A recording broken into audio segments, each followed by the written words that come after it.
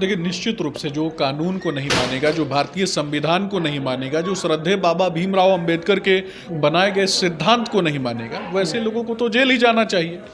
मुझे लगता है पश्चिम बंगाल एक तरीके से रोहिंग्या मुसलमानों का गढ़ है। रोहिंग्या मुसलमान बाहर से आया हुआ भगोड़ा रोहिंग्या है। तो मुझे लगता है कि जो बिल मुसलमानों के हित में है, पसमंदा गरीब मुसलमानों के हित में है, उससे कुछ एक दलालों को दिक्कत हो रही है। कोई संविधान को नहीं मानेगा तो उसको क्या किया जाएगा? भारतीय संविधान को नहीं मानते हो तो पाकिस्तान के संविधान को मानता होगा वो आदमी। आप लोग। और नमस्कार दोस्तों, राम राम, सत श्री अकाल। मैं हूं सनी संतोष। दोस्तों, आज हमारी मौजूदगी बीजेपी कार्यालय में है और बीजेपी कार्यालय में हमारे साथ बातचीत करने के लिए सुमित शशांक जी हैं, जो बीजेपी के प्रदेश प्रवक्ता हैं। हम बात करेंगे वक्फ बिल कानून को लेकर।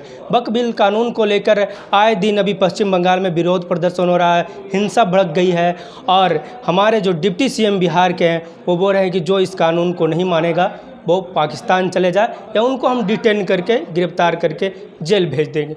कैसे हैं सर? देखिए, निश्चित रूप से जो कानून को नहीं मानेगा, जो भारतीय संविधान को नहीं मानेगा, जो श्रद्धेय बाबा भीमराव अंबेडकर के बनाए गए सिद्धांत को नहीं मानेगा, वैसे लोगों को तो जेल ही जाना चाहिए। मुझे लगता है कि वक्फ संशोधन अधिनियम उसको पारित करने का काम जब हुआ तो उसमें करोड़ों मुसलमानों ने कहीं ना कहीं इस वक्फ संशोधन अधिनियम के पक्ष में अपनी बातें रखी, जिसके बाद सदन के पटल पे और सदन के दोनों पटलों पे इसको बड़े ही महत्वपूर्ण बहुमत के साथ पारित करवाने का काम भारतीय जनता पार्टी और एनडीए परिवार ने किया। तो मुझे लगता है कि जो बिल मुसलमानों के हित में है, पसमंदा गरीब मुसलमानों के हित में है, उससे कुछ एक दलालों को दिक्कत हो रही है। तो वैसे दलालों को दिक्कत होते रहे, लेकिन वैसे दलाल अगर समाज में मुद्दा खराब करने का कोशिश करेंगे तो निश्चित रूप से वैसे लोगों को डिटेन करके उसके ऊपर कार्रवाई होगी। तो आप लोग सीधे पाकिस्तान भेज दीजिएगा कि भारत में रहने दीजिएगा? कार्रवाई होगी और उनको अगर मर्जी होगी जिन लोगों को, वो लोग पाकिस्तान जा सकते हैं। यानी आप जेल भी भेजिएगा, अगर उनको मर्जी है तो आपको पाकिस्तान भी भेज दीजिए। कोई संविधान को नहीं मानेगा तो उसको क्या किया जाएगा? भारतीय संविधान को नहीं मानते हो तो पाकिस्तान के संविधान को मानता होगा वो आदमी। आप लोग बहुमत में हैं तो बहुमत में तो जो भी कानून चाहेंगे आप लोग पास कर ही देंगे। आप लोग बोल रहे हैं पसमानदा मुसलमानों बहुमत हमारे पास इसलिए है क्योंकि देश के करोड़ों लोगों ने हमें वोट दिया है, करोड़ों लोगों ने उनको वोट नहीं किया है। तो जब करोड़ों लोगों ने हमें वोट किया है, उनके लिए नीति नियम और नियमावली बनाने का अधिकार लोगों ने हमें दिया है, तो हमारा कहीं ना कहीं ये दायित्व तो बनता है कि हम समाज के अंतिम पायदान पे खड़े हुए हिंदू और मुसलमानों और जो माइनॉरिटी वर्ग से आने वाले लोग हैं सबके लिए हम काम कर सके, इसके लिए हमने काम किया है। वक्फ कानून को लेकर पश्चिम बंगाल में काफी विरोध प्रदर्शन हो रहा है, कई जगह हिंसा भी हो रही है। पश्चिम बंगाल एक तरीके से रोहिंग्या मुसलमानों का गढ़ है। रोहिंग्या मुसलमान बाहर से आया हुआ भगोड़ा रोहिंग्या है और वैसे लोगों को गोद में खिलाने का काम ममता बनर्जी करती है और वैसे लोगों को ममता बनर्जी भड़काने का काम कर रही है। तो ममता बनर्जी का लॉ एंड ऑर्डर का फेल्योर है। गृह मंत्री तो आपके पार्टी से हैं, आपके राष्ट्रीय अध्यक्ष अमित शाह। क्या करे? राष्ट्रपति शासन लगा दे वहां पे?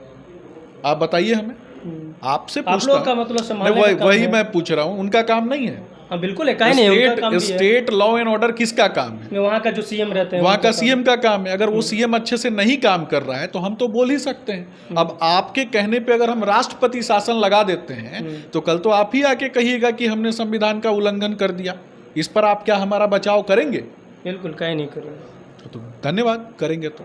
अच्छा, आप लोग कहते हैं कि पसमानदा मुसलमान जो गरीब मुसलमान हैं उनकी हम बात करते हैं मुस्लिम समुदाय में, बट जो हिंदू समुदाय में जो गरीब है, दलित है, शोषित है, वंचित है, उसकी बात श्रद्धेय बाबा भीमराव अंबेडकर हमारे विचारों और संस्कारों का हिस्सा है। श्रद्धेय बाबा भीमराव अंबेडकर के पद चिन्हों पे चलते हुए भारतीय जनता पार्टी ने अंत्योदय के लिए काम किया है। समाज के अंतिम पायदान पे जो बैठा हुआ व्यक्ति है, चाहे वो दलित हो, शोषित हो, वंचित हो, पीड़ित हो, उसके लिए काम करने का काम हमेशा से भारतीय जनता पार्टी ने काम किया है। और इसका प्रत्यक्ष उदाहरण है कि हमने एसटी समुदाय से आने वाली जो हमारी बहन है उनको राष्ट्रपति के पद पे पहुंचाया। एससी समुदाय से आने वाले व्यक्ति को हमने राष्ट्रपति के पद पे पहुंचाया और ओबीसी वर्ग से आने वाले व्यक्ति को प्रधानमंत्री के पद पे पहुंचाया।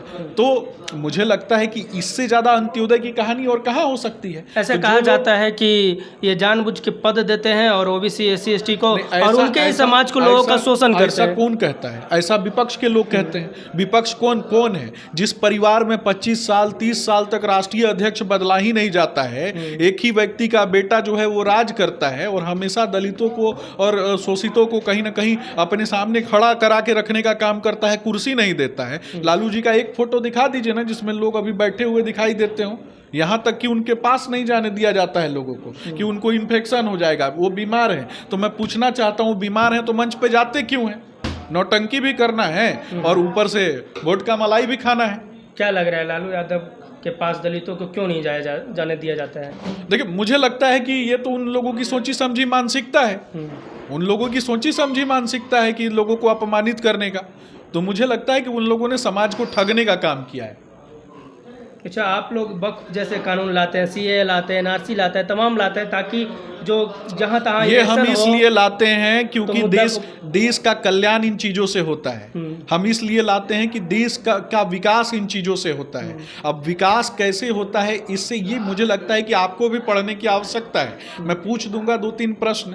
आप पत्रकारिता बोलिए लोकतंत्र के चौथे स्तंभ से आते हैं, मुझे लगता है कि आपको भी जवाब दे देना चाहिए। सबसे पहले वक्फ संशोधन अधिनियम कब लागू किया गया था? 1995 में संशोधन हुआ था इनका। लालू यादव का भी एक वीडियो काफी आप लोग का वायरल कर रहे हैं कि लालू यादव का वीडियो लालू के सपोर्ट लालू यादव का वीडियो वायरल हम नहीं करते हैं। लालू यादव सदन के पटल पे जोकराई किया करते थे, जिस कारण उनका बयान जो है अपने आप वायरल हो जाता है।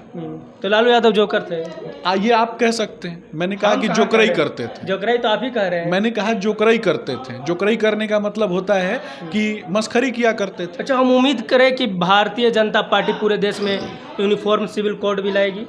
देखिए, मुझे लगता है कि जो चीज़ें आएंगी उस पर चर्चा करने के बजाय जो चीज़ें हुई हैं उसका सकारात्मक पक्ष लोकतंत्र के चौथे स्तंभ को समाज में दिखाना चाहिए। जो अच्छा, एक बात और, विजय सिन्हा जो इस तरह से बयान देते हैं कि किसी को भी क्या देते हैं कि मतलब अगर इस कानून को नहीं मानेगा तो उसे पाकिस्तान चल जाना क्या देते हैं? भारत में रहने का तो अधिकार होना चाहिए ना। कानून जो नहीं मानेगा उसको जेल जाना चाहिए। जेल जाना जो भारत के संविधान में विश्वास नहीं रखता है उसको पाकिस्तान चले जाना चाहिए।